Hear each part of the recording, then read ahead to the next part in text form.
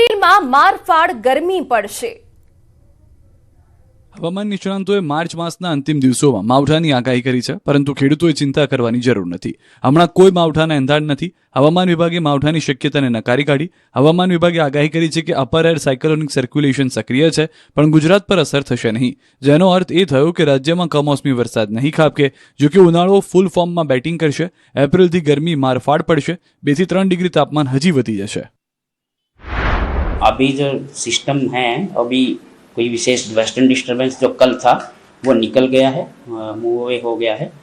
तो अभी की कंडीशन के हिसाब से हम अगले 7 दिन तक ड्राई वेदर एक्सपेक्ट कर सकते हैं पूरे गुजरात स्टेट में। और साथ में जो यूटीज़ हैं दादर नगर हवेली, दमन, दीव इत्यादि में जो मैक्सिमम टेम्परेचर अगर देखें तो 2 दिन तक 2 से 3 डिग्री उत्तरोत्तर उसमें वृद्धि है। उसके बाद कोई विशेष बदलाव नहीं है।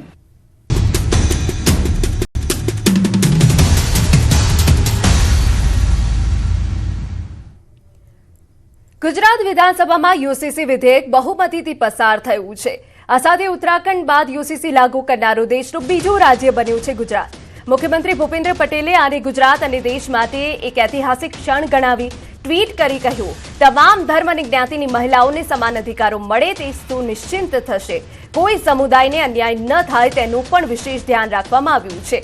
યુસીસી લાગુ થવાના લીધે રાજ્યનો સામાજિક ઢાંચો વધુ મજબૂત થશે। તો નાયબ મુખ્યમંત્રી હર્ષ સંઘવીએ કહ્યું, કોઈ પણ નાગરિક આ કાયદાથી ઉપર છે, ના કાયદાથી નીચે। સમાન ગુજરાત, સશક્ત ગુજરાત। તો ઐતિહાસિક ક્ષણ સીએમએ ગણાવી હતી। તમામ ધર્મ અને જ્ઞાતિની મહિલાઓને હવે સમાન અધિકાર મળશે। ગુજરાત માટે એક ઐતિહાસિક ક્ષણ છે અને ખાસ કરીને મહિલાઓ માટે કે જે તમામ સમાન અધિકારો મળશે તેને લઈને સીએમએ વાત કરી। સમાન ગુજરાતની વાત ડેપ્યુટી સીએમએ કરી। યુસીસી વિધેયકના સમર્થનમાં ભાજપના ધારાસભ્યો અને મંત્રીઓએ પ્રતિક્રિયા આપી। આવો સાંભળીએ ભાજપના ધારાસભ્યોએ યુસીસી બિલ અંગે શું કહ્યું।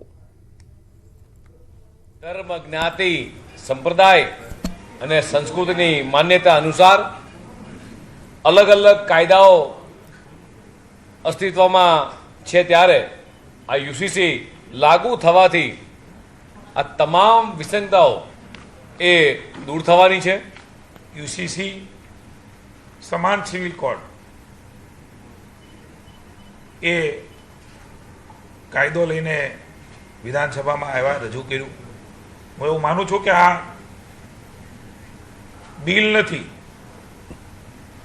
દાદાએ ગુજરાતની જનતાનું દિલ રજૂ કર્યું। કોઈ પણ ધર્મ, જાતિ, જ્ઞાતિ હોય, કોઈ પર્ટિક્યુલર ધર્મને એની આસ્થાને ઠેસ પહોંચાડવાનો કોઈ વિષય નથી, પરંતુ જે દીકરીઓનું શોષણ થતું હતું, જેમને દબાવીને રાખવામાં આવતી હતી, એ તમામ દીકરીઓ, તમામ ધર્મોની દીકરીઓને આનાથી ખૂબ મોટી મુક્તિ મળે છે। અને એના આધારે આદિવાસી સમાજની જે પ્રાચીન સમયથી જે ચાલતી આવેલી રૂઢિ પરંપરાઓની રક્ષણ માટે, રિવાજો માટે, એના રક્ષણ માટે, એના સંસ્કૃતિ, એની પરંપરા જળવાઈ રહે એ માટે સંપૂર્ણપણે આદિવાસી સમાજને આ કાયદામાંથી સંપૂર્ણ રીતે બાદ કરવામાં આવેલ છે। સૌને ન્યાય, સૌને સમાન ન્યાય મળશે એ દિશાની અંદર આ ગુજરાતનું પગલું, એક મોટા રાજ્ય તરીકે ગુજરાતનું આ પહેલું કદમ એ આગામી દિવસોમાં દેશના અનેક રાજ્યો માટે પથદર્શક બની રહેશે। તો આ તરફ યુસીસી બિલનો વિપક્ષના ધારાસભ્યોએ વિરોધ કર્યો। કોંગ્રેસ ધારાસભ્ય ઇમરાન ખેડાવાલાએ કહ્યું, અગાઉ કમિટી બનાવી હતી તે સમયે પણ વિરોધ કર્યો હતો। મુસ્લિમ સમુદાય માટે કેમ કોઈ છૂટછાટ નથી। મુસ્લિમ સમાજના આગેવાનોને સાથે રાખી આ બિલની હું હોળી કરીશ। યુસીસીને ભાજપનો રાજકીય એજન્ડા ગણાવ્યો।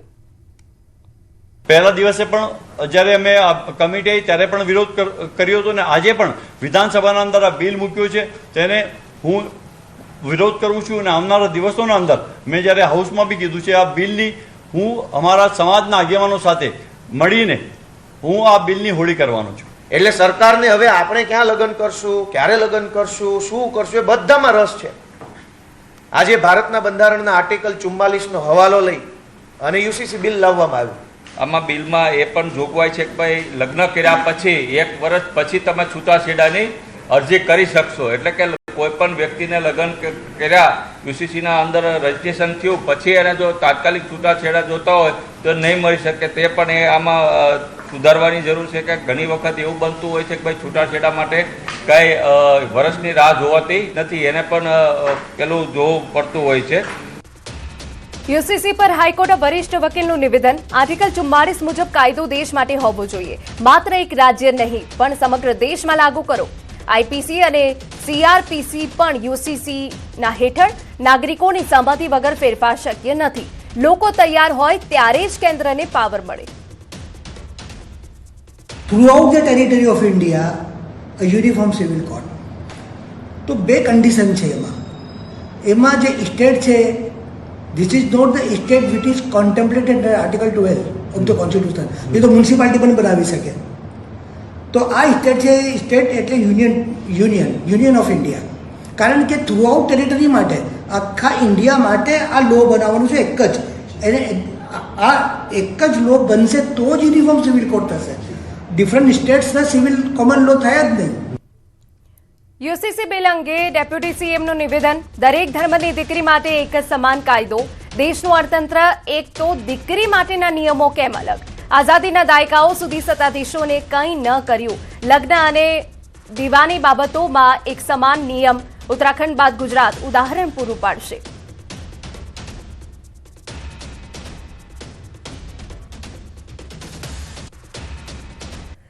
વિધાનસભામાં ગંભીર ચર્ચાઓ બાદ વિધાનસભાના અધ્યક્ષ, નાયબ મુખ્યમંત્રી અને ધારાસભ્યો એક સામાન્ય નાગરિકની જેમ સેન્ટ્રલ વિસ્ટા રોડ પર આવેલા રાજધાની ડીશ ગોલા સેન્ટર પર બધા નેતાઓએ બરફગોળાની મજા માણી. રાજકારણની વ્યસ્તતા વચ્ચે મંત્રીઓનો આવો અંદાજ જોઈ સ્થાનિકો પણ આશ્ચર્યચકિત થઈ ગયા. શંકરભાઈ ચૌધરી અને હર્ષભાઈ સંઘવીએ હળવાશની પળોમાં એકબીજા સાથે વાતચીત કરી, બરફગોળાની મજા માણી, જેની સોશિયલ મીડિયા પર તસવીરો સામે આવી. મહત્વનું છે કે ગુજરાત વિધાનસભામાંની કાર્યવાહી મોડે સુધી ચાલી હતી. સાથે યુસીસી બિલ બહુમતી સાથે પસાર કરવામાં આવ્યું, જેને તમામ લોકોનું સમર્થન મળ્યું. વિધાનસભા બજેટ સત્રનો આજે અંતિમ દિવસ. બજેટ સત્રના અંતિમ દિવસે એલપીજી ગેસ, પેટ્રોલ ડીઝલ પર ચર્ચા. રાજ્ય સરકાર ગૃહમાં માહિતી આપશે. વર્તમાન પરિસ્થિતિને પગલે સરકાર દ્વારા કરાયેલી કામગીરી અંગે માહિતી અપાશે. સરકારી વિધેયક અને સુધારા વિધેયક રજૂ કરવામાં આવશે. અશાંત ધારાનું સુધારા વિધેયક રજૂ થશે. સંગઠિત ગુના નિયંત્રણનું સુધારા વિધેયક વિધાનસભામાં રજૂ થશે.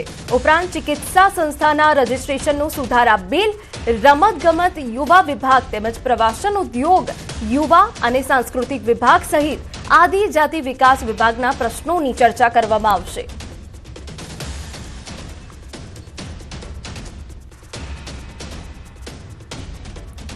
અને હવે સમાચારમાં આગળ વાત કરીએ. અફવાથી દૂર રહો.